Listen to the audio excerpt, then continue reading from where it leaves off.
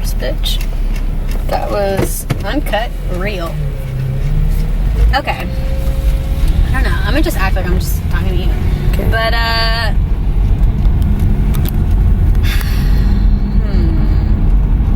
don't know. Just in Marin alone, like, you just get, like, it's never really, like, quite enough, you know? Like, you could try and be the idea that they want you to be, but if that goes against who you actually are, you're just playing make-believe. Like, you're just faking it. And at a certain point, you just have to, like, yeah, you're doing it as a means of survival, of course, but for me, at least, like, I just couldn't, like, I just can't do that shit anymore. Like, I can't play that role. I can't play that black girl role. You know, like the one in the movies, like, I can't do that. That's just not who I am.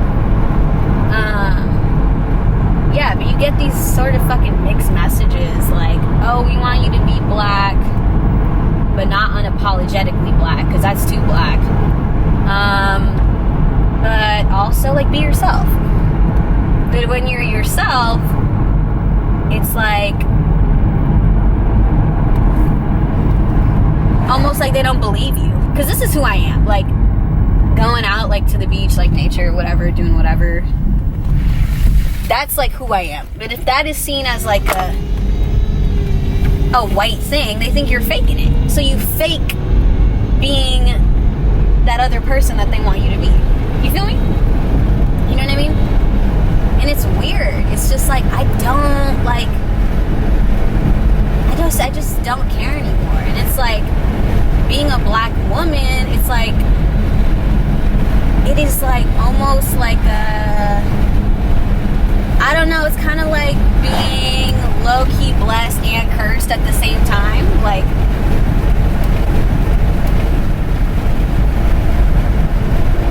as far as, like, I love being black and being a woman. I wouldn't trade those two things for anything, really. But, like, it's tough. Like, it's hard.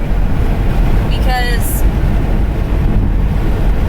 you just get these fucking, it's just mixed signals. And it's, your whole life is trying to navigate your place in the world, is trying to find out where you fit in.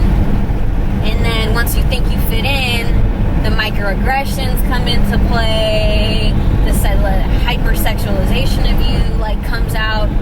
It's like, you're really only safe with really your own people. Like, I really, like, the only people who really understand me are, like, other black women, because they just get it. They just understand. Like, there's that solidarity there. Like, I see black women on the street all the time, and there's always, like, I'm always met with a smile. Like, always. Like, damn near always, actually. Damn near always. Damn near most of the time. But yeah, I don't know. I think being black in Marin is a unique experience. Yeah, that's all I gotta say about being black in Marin.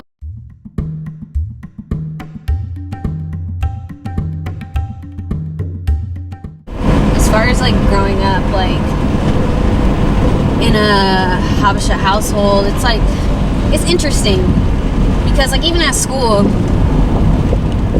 it was always me trying to prove that I was, like, black enough, you know? I was like, again, just putting on this act for people. But growing up Habesha, like, it's really weird because you're for the most part, you're a first generation American. So your parents are trying to assimilate while also trying to keep aspects of their culture. And their culture is so radically different from American culture. It's like you're one way at home and then you're another way at school, and then you go to your friend's house and you see how they interact with their parents, and you're like, damn, that shit would never fly in my house. Or, like, your other girlfriends are able to do shit that you can't do because your mom thinks it's like, your mom or dad thinks it's like not a woman's place, essentially. But I don't know. My mom was kind of, I don't know if she was different, but in Marin, you don't really grow up around other black people, let alone other Habeshas. So I don't know, I never really grew up with a strong Habesha identity. I think it came later. Yeah, I think it came when I was doing my own research. Yeah, but other than that, it's just weird because you just don't know. I never really felt like I fit in either of those two cultures, American or Habesha. Just never really felt like it was for me. I just feel like as a black woman, you're not like allowed to be vulnerable, or you're not allowed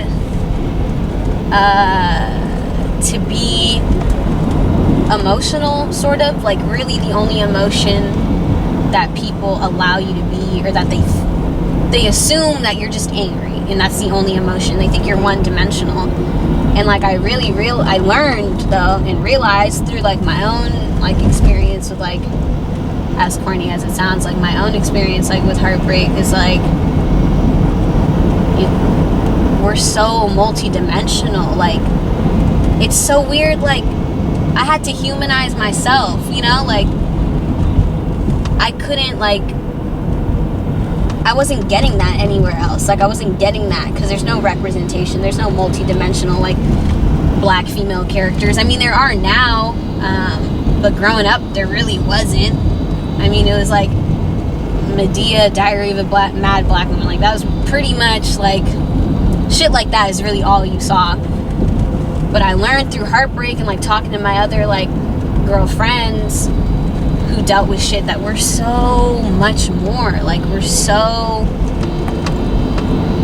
I don't know, like, you can't even put a name on it. We're just like these complex beings, and like, people always try and simplify us, especially like kids of color, specifically women of color. They really just try and like box you into this one thing. And as you grow and you get older and you experience more things, you realize you don't fit in that box. Like, damn near nobody fits in that box.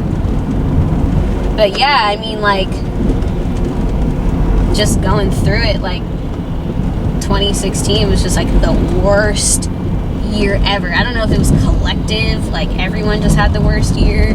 I like to think so because it makes me feel less like alone. But yeah, 2016 was the worst year of my life in terms of like, of my short life.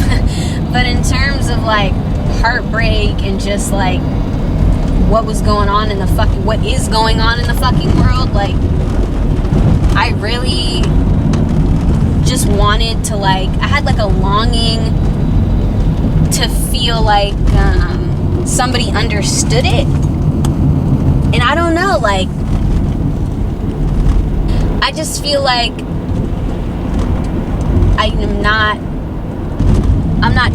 I'm really not able to like connect with anybody, you know? Like, growing up, I was like, oh damn, like, I would be told like, oh, you're a black girl stuck, or you're like a white girl stuck in a black girl's body. I got that shit all the time, and I never understood it. And the sick part is when you're young and you hear those things, you internalize it. You don't realize that that's wrong. Like, that's like bizarre, you know? And you don't realize that. As a kid, you take it as a compliment because you're internalizing it. So I really was like, oh, the only dudes who are gonna get me are dudes who aren't black. So, like, whatever. I had that sick little fucking strange idea when I was younger. And wow, it's beautiful. And I met this dude or whatever, and like, I thought we hit it off, and like, maybe we did, I don't know. Things changed, and I realized like, I can't really like go to you for anything, you know? Like, you don't really know what it's like. Like, you don't understand why me getting catcalled and like harassed and getting called sassy by white people, or like strong, independent black women, like snapping their fingers saying, hey sister, like shit like that. You don't understand why that shit irks me. You don't get it. And the thing is like, it's not that the fact that he'll never get it, because black men will never get that either because they're not black women, but but you couldn't even empathize. Like, even if you tried, like, you wouldn't be able to understand. And he didn't try. That's the thing. It's like he really didn't try to understand anything. And I realized that, like, damn, like, wow, like, the black female experience is so sacred. Like, I don't even want to talk about it with, like, people who aren't black, like, who aren't black women, like, because, like, I feel like they're the only ones who really get me. Like, they're really the only ones who get it. And it's just so, it's, like, tough, because when you're not surrounded by them, you're not surrounded by other women who look like you, you're not surrounded by any men who, you know, kind of resemble you, like, you just kind of feel like by yourself. And that's why I stay out here. No joke. Like, this is really why I come out here, because, like, I don't know, like, in the real world, you're not alone. Like, when you're out there, when I'm living my, like, everyday life, I'm not alone, but I feel alone. Here, I feel alone and I am alone, so it makes sense. Like, this shit makes sense to me. That shit out there doesn't make sense to me. I don't know. My hopes right on your wings. Make this beat non-stop like my heart. This is for my hoes, make your hips rock, rock. Like an L, baby, make the Christmas hop, hop. Get your tits hot from the tip, hip hop, hop. 5'8", wear double XL, pants sagging, blood's dragging. Benevolent, well, imagine a felon on a two-way street. One way is where blood money, coke, and homicide meet. The other street, opportunity. This is old money. This is old money. Think positive, can knowledge make a cipher complete. I don't think I've really figured out, like, what it means to be a woman yet. Because I just don't know. I just feel like it's a lot of, like, soul searching and strength that I just feel like I haven't acquired yet. I just feel like I haven't seen enough or done enough to know. I really don't know. I really, honestly, I can't give you an answer. Like, I really can't give you an answer. I really don't know. I just don't even, like, I don't know. I just feel like, yeah, I don't know. What is it? What does it mean to be a woman? I don't know. I just feel like being black trumps really that womanhood, manhood, identity stuff. It's like, I can tell you what it means to be black. I just don't know what I can tell you. I can tell you what it means to be a black woman. I just can't tell you what it means to be a woman. I don't know. I don't know what that means, you know? I really honestly, like, often, like, really for real shit, I have no idea. I can't separate the two. Those two are too intertwined for me to try and separate them and talk about. I don't know. I just can't talk about what it means to be a woman. Thanks for stopping by. Don't care where you go, but you gotta get the hell out.